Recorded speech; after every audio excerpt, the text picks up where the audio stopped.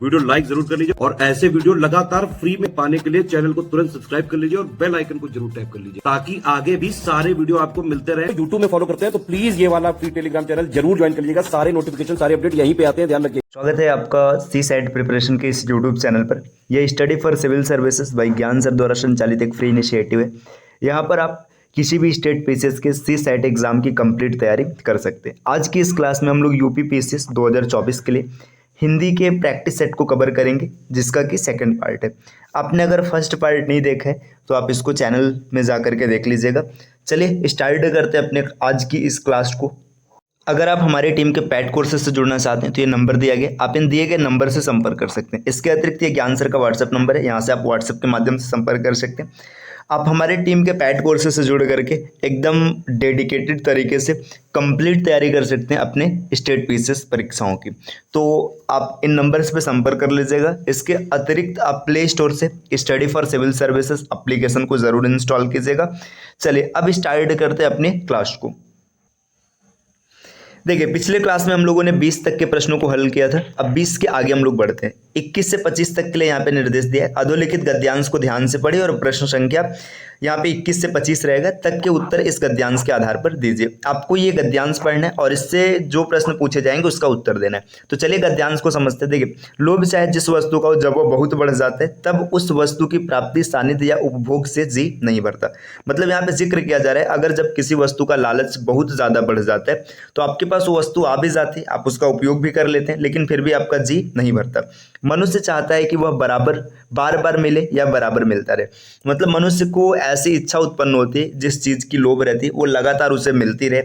धन का लोभ जब रोग होकर चित्त में घर कर लेता है, मतलब धन का जो लोभ होता है जब ये रोग बन के हमारे मन में बस जाता है तब प्राप्ति होने पर भी और प्राप्ति की इच्छा बराबर बनी रहती। मतलब धन का लोभ आपके अंदर आ गया, धन आपको मिलेगा, फिर भी क्या रहेगा कि और मिलता रहे और मिलता रहे, जिससे मनुष्य सदा आतुर और प्राप्ति के लिए कि प्राप्ति के आनंद से विमुख रहता है। अब इससे क्या होगा, मनुष्य लगातार आतुर रहेगा कि उसे पैसा मिलता रहे और साथ में प्राप्त होने पर उसे लाभ भी मिलेगा।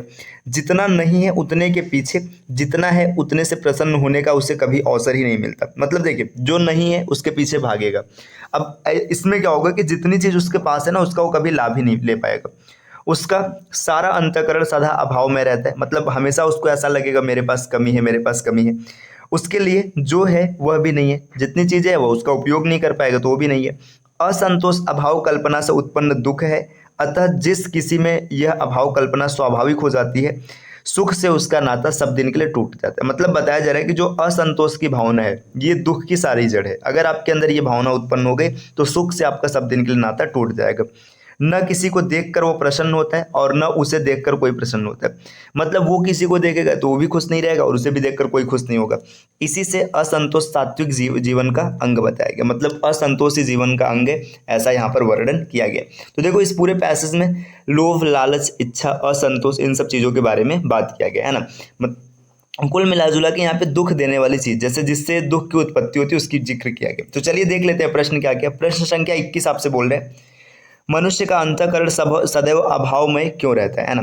तो मनुष्य का जो अंतःकरण है उसे ऐसा हमेशा क्यों लगता है कि उसे उसके अंदर कमी है। देखिए उसके अंदर अभाव में इसलिए रहता है क्योंकि यहाँ पे आप पढ़ते हैं, देखिए क्या वह सात्विक जीवन जीने लगता है। तो ऐसा तो कोई जिक्र नहीं किया गया।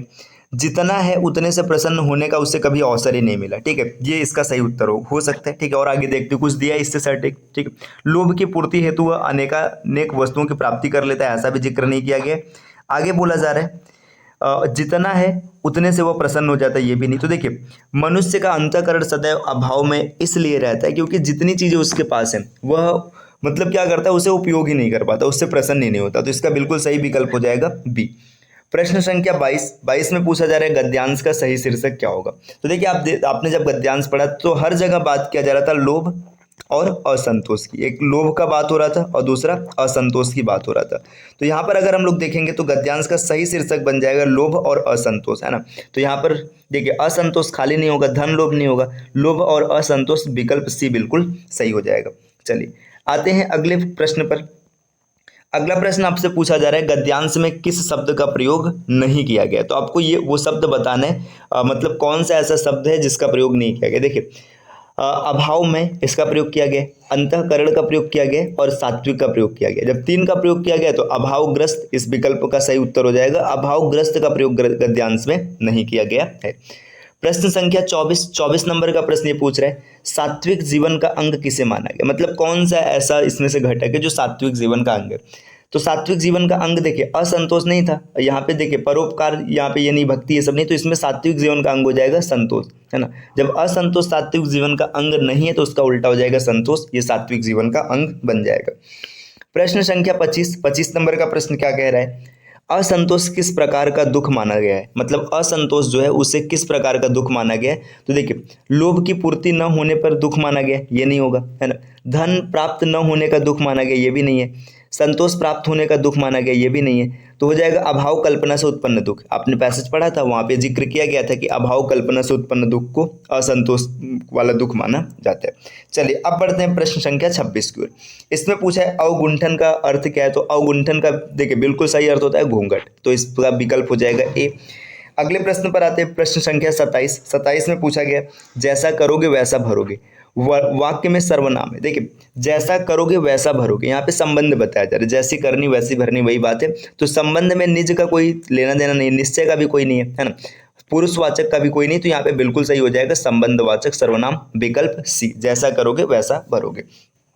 प्रश्न संख्या 28, प्रतिपदा का उपयुक्त अर्थ है। देखिए अगर प्रतिपदा की बात करेंगे, प्रति मतलब देखिए एकादशी ये तो 11वां दिन होता है, पूर्णिमा 15वां दिन होता है, विरोधिनी ये नहीं है, तो प्रतिपदा हो जाएगा पक्ष की पहली तिथि, ये विकल्प बिल्कुल सही होगा, ऑप्शन डी। चलिए अब अगले प्रश्न पर आते हैं। अगला प्रश्न क्या है, देखिए अगर अगले प्रश्न पर बढ़ेंगे तो प्रश्न संख्या 29 लिखा है चौराहा में समास है। देखिए चौराहा ये स्टार्ट, देखिए ये एक संख्यावाचक पद से स्टार्ट हुआ है, तो जब कभी भी कोई समास संख्यावाचक पद से स्टार्ट होता है तो वहां पे क्या होता है, द्विगु समास होता है, तो इसमें हो जाएगा द्विगु समास, विकल्प सी। अनुरूप का विलोम है, देखिए अनुकूल का विलोम जैसे प्रतिकूल होता है वैसे अनुरूप का प्रतिरूप हो जाएगा, विकल्प बी बिल्कुल सही हो जाएगा। चल आते हैं अगले प्रश्न पर, प्रश्न संख्या 31 में क्या दिया गया, अधोलिखित में एक पर्यायवाची युग्म सही नहीं है। अब आपको वो पर्यायवाची युग्म देखना है जो सही नहीं है। पुरंदर अमरपति बिल्कुल सही है, सरोवर पुष्कर ये भी सही है। देखिए जलधि और अम्बुद, यहाँ पे समझिएगा जलधि की अगर बात करेंगे तो जलधि का मतलब क्या होता है, जलधि का मतलब होता है एक तरीके से तालाब की बात होती है, जलधि मतलब ये तालाब की बात होती है, और जो अम्बुद है, अम्बुद ये है बादल का पर्यायवाची, तो ये दोनों एक दूसरे से मेल नहीं कर रहे, तो जल्दी और अम्बुद इसका बिल्कुल सही उत्तर हो जाएगा, ऑप्शन सी। तो यहाँ पर ये जोड़ा है ये सही जोड़ा नहीं है। अगले प्रश्न पर आते हैं, गुलर का फूल होना, तो गुलर का फूल होना ये एक तरीके से मुहावरा है, लोकोक्ति। तो यहाँ पे देखिए अगर मुहावरे की बात करेंगे तो गुलर का फूल होना मतलब क्या होता है, दुर्लभ होना, विकल्प डी इसका बिल्कुल सही हो जाएगा। भभूत का तत्सम शब्द है, देखिए भभूत जो है ये आपका तद्भव है, तो इसका तत्सम शब्द होता है विभूति, विकल्प एक। अगले प्रश्न पर बढ़ेंगे, सदैव। अब आपसे पूछा जा रहा है सदैव में कौन सी संधि विच्छेद, मतलब सदैव में संधि क्या है, मतलब यहाँ पे विच्छेद नहीं बताना है आपको, खाली इतना बताना है कि संधि क्या है। तो अगर सदैव की बात करेंगे तो सदैव में देखिए ये पहले अगर यहाँ पे स्वर संधि लिखा होता, स्वर संधि, तो इसका बिल्कुल सही उत्तर हो जाता स्वर संधि, इसमें स्वर संधि बनेगा। लेकिन स्वर संधि का जिक्र नहीं किया गया, तो देखो स्वर संधि 5 तरीके के होते हैं। स्वर संधि का 5 तरीका क्या होता है, दीर्घ में पहला अक्षर लिख दे रहा हूँ, दीर्घ, गुण, वृद्धि, यड़ और अयादि, ये 5 होते हैं। तो देखिए जो दीर्घ होता है ना, इसमें आ, बड़ी ई, बड़ा ऊ, ये सब मात्रा देखने के लिए मिलता है। जो गुण संधि होता है इसमें ए, ओ, ये सब मात्रा देखने के लिए मिलता है। और वृद्धि में क्या मिलता है, अय, औ, ये मात्रा देखने के लिए मिलता है। तो यहाँ पे देखिए अय और सदैव में ए की मात्रा है, तो ए की मात्रा है तो क्या हो जाएगा, वृद्धि संधि हो जाएगा। अगर इसकी संधि विच्छेद की बात करेंगे तो आप लिखेंगे सदा प्लस एव, तो आप आराम से कर लेंगे, है ना, ये हो जाएगा वृद्धि संधि। अगले प्रश्न पर आते हैं, प्रश्न संख्या 35, है ना। 35 में आपसे पूछा जा रहा है कि अधोलिखित में वर्तनी की दृष्टि से एक शब्द अशुद्ध है, तो ये 35 नंबर का कौन सा विकल्प सही होगा, इसका उत्तर आपको कमेंट करना है, इसको कमेंट जरूर कीजिएगा, ठीक। और अगर आपको आंसर नहीं पता तो आप इसको ढूंढिएगा कि इसका उत्तर क्या होने वाला है, अशुद्धि संबंधित है। चलिए प्रश्न संख्या 36 पर आते हैं। 36 नंबर का प्रश्न आपसे पूछा जा रहा है कि कन्नौजी बोली किस जनपद में बोली जाती है। देखिए अगर कन्नौजी की बात करेंगे ये किस जनपद में बोली जाती है, तो पहले जनपद बताने से पहले कन्नौजी के बारे में थोड़ा सा डेटा समझ लीजिए। देखिए कन्नौजी जो है ना, ये ब्रज भाषा से मिलती जुलती है। जो कन्नौजी बोली है ये ब्रज से मिलती जुलती बोली है, ठीक। इसको ना ब्रज और अवधि को की संधि स्थली भी कहते हैं, ब्रज प्लस अवधि, है ना, इसको जोड़ने वाली है। तो अगर कभी आपसे पूछ ले कि ब्रज और अवधि की संधि स्थली कौन है, तो ये कन्नौजी होती है। इतना आपको क्लियर हो गया, है ना। अब इसके बाद इसमें और आगे बढ़ेंगे तो इसके प्रयोग क्षेत्र की बात करेंगे, प्रयोग कहाँ कहाँ होता है। तो जनपद, अब यहाँ पे सबको लिखना संभव नहीं है, मैं बोल दे रहा हूँ। देखिए, इटावा हो गया, कानपुर हो गया, हरदोई हो गया, पीलीभीत है, शाहजहांपुर है, फर्रुखाबाद है ना। तो इन सब जगह पे आप देखेंगे तो प्रयोग किया जाता है कन्नौजी। तो देखिए, आपने देखा है इटावा, कानपुर, हरदोई, पीलीभीत, तो यहाँ पे हरदोई ऑप्शन आ रहे हैं, तो विकल्प सी, है ना। जो हरदोई है, हरदोई में क्या बोला जाता है, कन्नौजी।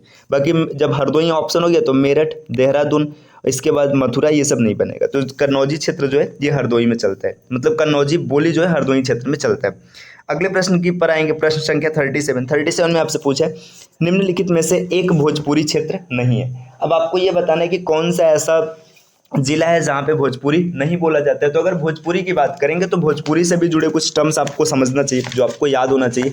देखिए, सबसे पहले जो भोजपुरी का उपवर्ग है, मतलब किस उपवर्ग से आया, तो ये आपका आया है बिहारी हिंदी से। आपको इसको याद रखना है, भोजपुरी आया है बिहारी हिंदी से, है ना। इसका मुख्य केंद्र कहाँ है, तो इसका मुख्य केंद्र जो है ये है भोजपुर, बिहार। अगर कभी आपसे पेपर में ऐसा प्रश्न बनता है कि भोजपुरी का मुख्य केंद्र क्या है, तो ये भोजपुर, बिहार है।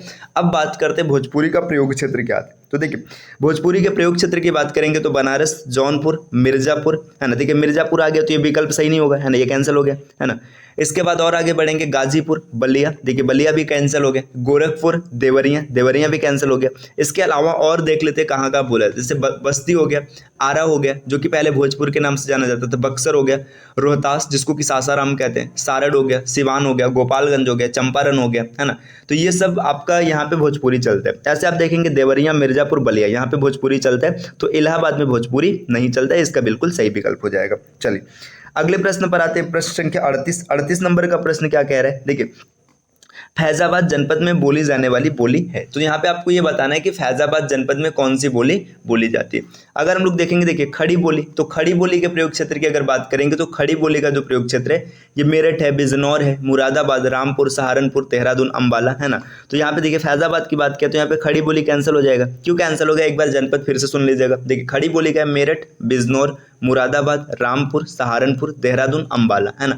तो ये खड़ी बोली यहाँ से क्लियर हो गया। अब इसके बाद देखिए आगे आएंगे बघेली, तो बघेली आपका बघेलखंड क्षेत्र में चलता है। अगर बघेलखंड क्षेत्र की बात करेंगे तो बघेलखंड में मुख्य कौन से जिले आते हैं। देखिए, ये बघेलखंड ना एमपी का क्षेत्र होता है। तो एमपी में अगर आप देखेंगे तो ये बघेलखंड चलता है, अनूपपुर, रीवा, सतना, शहडोल, उमरिया, है ना। और यूपी का सोनभद्र भी आता है, तो बघेलखंड भी कैंसिल हो गया, है ना। अगर ब्रज की बात करेंगे तो ये ब्रज क्षेत्र में चलता है, ये भी कैंसिल हो गया। तो फैजाबाद जनपद में कौन सी भाषा चलती है, अवधी। अब अवधी का मुख्य केंद्र है अयोध्या और ये पूर्वी हिंदी से उत्पन्न हुई है। अवधी फैजाबाद के अलावा कहाँ कहाँ चलता है, लखनऊ हो गया, सीतापुर हो गया, उन्नाव है, रायबरेली, गोंडा, बस्ती, बहराइच, सुल्तानपुर, प्रतापगढ़, इलाहाबाद, फतेहपुर, बाराबंकी, तो इन सब जगह आपका क्या चलता है, अवधि चलता है। इसको आपको याद रखना है, ठीक। चलिए आते हैं प्रश्न संख्या 39 पर। 39 आपसे पूछा जा रहा है कौन सी बोली उत्तर प्रदेश की नहीं है। देखिए, अगर उत्तर प्रदेश की बोली की बात करेंगे तो इसमें आपका जो ब्रज है इसका संबंध उत्तर प्रदेश से माना गया, अवधि का भी माना गया, भोजपुरी का भी माना गया। जो बघेली है ना, बघेली का संबंध उत्तर प्रदेश से नहीं माना गया, इसका संबंध है बघेलखंड से। अब बघेलखंड क्या होता है, मैंने जस्ट अभी पिछले प्रश्न में आपको बताया है ना, ये मध्य प्रदेश का उत्तर पूर्वी क्षेत्र होता है ना। इसको याद रखिएगा, बघेलखंडी का मध्य प्रदेश का उत्तर पूर्वी क्षेत्र है। इसमें अनूपपुर, रीवा, सतना, शहडोल, उमरिया, ये सब डिस्ट्रिक्ट आते हैं। यूपी का सोनभद्र आता है, इसको भी याद रखिएगा। चलिए अब आते हैं प्रश्न संख्या 40 पर। 40 नंबर का क्वेश्चन आपसे पूछ रहा है निम्नलिखित में तद्भव शब्द है। अब कौन सा शब्द है जो तद्भव है, तो इसमें जो आपका पिटारा है, पिटारा तद्भव शब्द होगा। तो ये आज के 20 प्रश्न रहे, हम लोगों ने सेकंड प्रैक्टिस क्लास को डन कर लिया। अब वीडियो को एक बार 2 बार, अब जब तक आपको समझ में नहीं आता तब तक देखिएगा, चीज़ें एकदम स्पष्ट हो जाएंगी। मिलते हैं आपसे अगले क्लास में कुछ नए जानकारी के साथ, तब तक के लिए take care, bye bye and thank you.